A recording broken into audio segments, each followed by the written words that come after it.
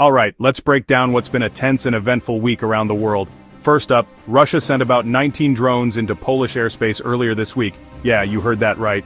Some of these drones even came in through Belarus. Now the US president suggested maybe this was just a mistake, but Poland isn't buying it. They're calling it a deliberate move. Poland's answer? They're not taking any chances. Around 40,000 troops are heading to the borders with Belarus and Russia. That's a big mobilization. And they're not alone. France is stepping in too, sending 3 Rafale fighter jets to help out with air patrols. Now, here's where it gets even more interesting. Russia and Belarus just kicked off their Zapad 2025 military exercises. These drills are supposed to be about defensive operations, repelling attacks, coordinating forces, that sort of thing. But analysts are raising eyebrows, and I get why. If you remember Zapad 2021, these exercises have a history of being less than transparent, and there's always the risk of something escalating near NATO's borders. Meanwhile, NATO and neighboring countries like Lithuania are watching all of this very closely.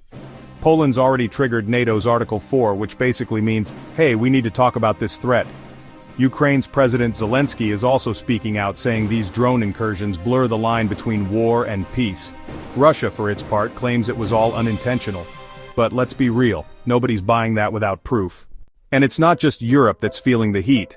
In the Middle East, Israel carried out airstrikes targeting Hamas leadership in Doha, Qatar. The strikes killed several Hamas figures and even a Qatari security official. At the same time, Gaza is still facing ongoing conflict, civilian casualties, and a lot of fear about things spiraling even further. Back in Ukraine, the attacks haven't stopped. Drones, missiles, airstrikes. They're all hitting civilian infrastructure, and people are still dying, especially in places like Donetsk. And in Yemen, Israeli airstrikes have killed dozens, injured many more, and even hit non-military targets like homes and a medical facility. The humanitarian cost keeps rising and the world's attention is stretched thin. So yeah, it's a lot. Borders are tense, alliances are being tested, and civilians are caught in the crossfire. Stay tuned, and I'll keep breaking it down as things develop.